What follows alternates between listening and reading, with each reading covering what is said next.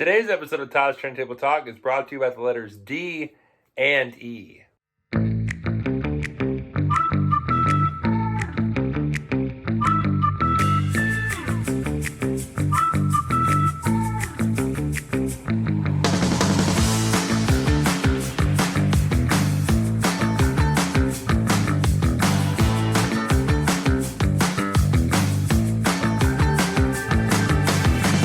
Welcome everybody to another episode of Todd's Turntable Talk.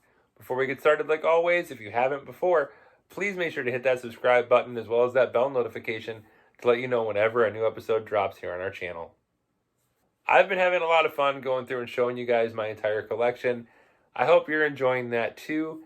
This time we're doing two letters because the letter D there's not a lot in letter D in my collection, so I figured I would just lump it in with the letter E. Gets a couple letters out of the way. And, lets us keep moving on forward. So first up in the letter D in my collection, we just recently, not too long ago, did a review of this album. I just picked up this new reissue, Dave Matthews, Under the Table and Dreaming. Great songs like What Would You Say, Satellite, Best of What's Around, Ants Marching, Jimmy Thing, Rhyme and Reason. Very phenomenal, great album. Next up, this is the newest album from Def Leppard, Diamond Star Halos. This is the Walmart version, which has a golden metal lithograph version of this album cover inside. This is a really great album. They did a fantastic job with this. I love when bands that have been around for a long time can still put out powerful, great stuff, and it is a great record.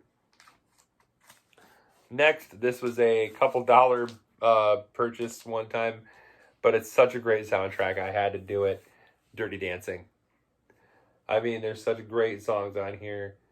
Be My Baby by the Ronettes. I've Had the Time of My Life, which was the theme of this. Hungry Eyes by Eric Carmen. Also Patrick Swayze's He's Like the Wind. Also Patrick Swayze's She's Like the Wind. It's just a great soundtrack. Speaking of soundtracks, keeping things moving here in the letter D, this I found, where did I find this?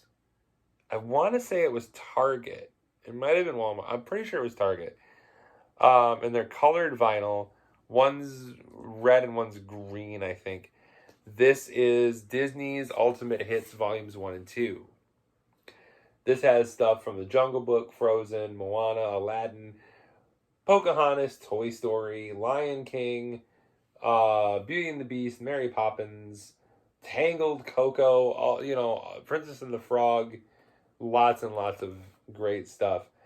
I'm sad that my favorite Toy Story song, Strange Things, from the first one, is not one of the ones on here.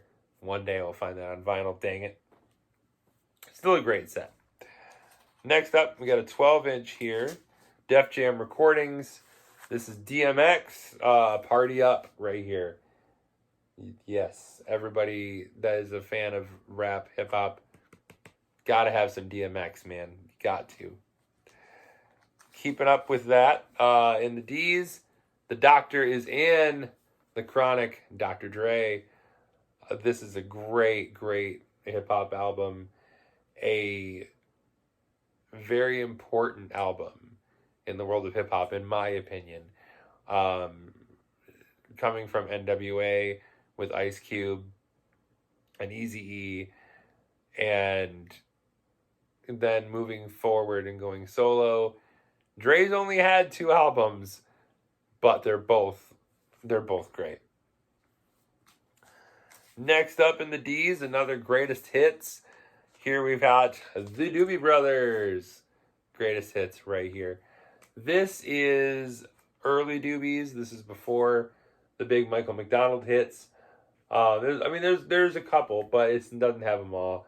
China Grove, Long Train Running, Taking It to the Streets is the big Michael McDonald run on this one. But it's just a really nice greatest hits album. Next up, I think one of his best albums ever, by Bob Dylan, Nashville Skyline. This is not an original. This is a reissue that my parents got me one year for Christmas. Great album. Next up, another Bob Dylan album. This was produced by Daniel Lanois, who produced a lot of U2, produced Emmylou Harris's Wrecking Ball, which is just an amazing album. And that is Bob Dylan's Oh Mercy. This is a really, really great album. Songs like Most of the Time, especially songs like What Was It You Wanted and Everything Is Broken. And it's a great album. Amazing sense of space, just fantastic. And that's it for the D's. That's it for the D's in the collection. Moving on to the E's, we have the Eagles' Greatest Hits, the greatest selling album of the 20th century, I believe. Correct me if I'm wrong in the comments. But if I remember right, it is the highest selling album of the 20th century. And it is just, it's great. There's a reason. After that, their masterpiece, in my opinion, Hotel California. This is an original pressing. It does include the poster inside, and just, it is a great album. After that, The Long Run. If you can't tell, I like the Eagles. Also, great album. I can't tell you why. The Long Run. What else we got here? In the City, Heartache Tonight, Those Shoes, The Sad Cafe. Very, very great. After that, we have their live album right here. This was the tour in support of The Long Run and the last Eagles album that came out right before the breakup. This came out in 1980. And just a great live album. They also do a couple Joe Walsh songs on here too, I think. Life's Been Good they do on here. But just, it's great. And then they got back together years and years later. And in 2007, I believe it was. Yeah. And released this, Long Road Out of Eden. This, the final Eagles album they ever released. And now they definitely probably won't, because with Glenn Frey being gone. But this is an amazing album. Every song on it is wonderfully done. The harmonies are off the charts, as always, with them. Just fantastic. Next up, a newer artist that my girlfriend Samantha got me into, and I just really love her style and her stuff. And this is Billie Eilish, When We All Fall Asleep, Where Do We Go? This is, I don't remember what color vinyl this is. She had so many different versions of this. I can't recall. Yes. This is the yellow vinyl version of the album. But it is probably one of the best albums of the last few years, in my opinion. Her stuff is so different, and along with the production from her brother Phineas, the stuff that she comes up with, I just think is just out of this world. Following up with that, her newest album, Happier Than Ever. This is the blue pressing. This was Target, I think. Yeah, and it's a pale blue. Beautiful. Just a great album. Next, another band that is one of my favorite bands. Like the Eagles, I also love this band, although I don't have as many of their records, but I just love their style. I love Jeff Lynne's productions and songwriting. This album right here, ELO's Out of the Blue. I mean, songs like Mr. Blue Sky, I mean, how can you go wrong? Turn to Stone, Sweet Talkin' Woman, Wild West Hero, Across the Border, Jungle, Believe Me Now. Great album. This next one, another ELO album, and this one, my friend Sean Amadon showed me, is a great album to test your stereo system with.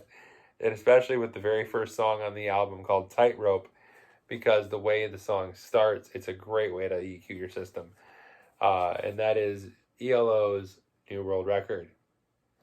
This is an original pressing as well, but great songs: Tightrope, Telephone Line, Rockaria, Living Thing, Do Ya, just a great album. And then this last year, my girlfriend got me this for Christmas, the last ELO album I have, and it's red vinyl on one and white on the other. And this is ELO's The Very Best of Electric Light Orchestra. It's called All Over the World. Sorry, The Very Best of Electric Light Orchestra. And this has everything. Everything. All the songs, that you want from an ELO Greatest Hits on here.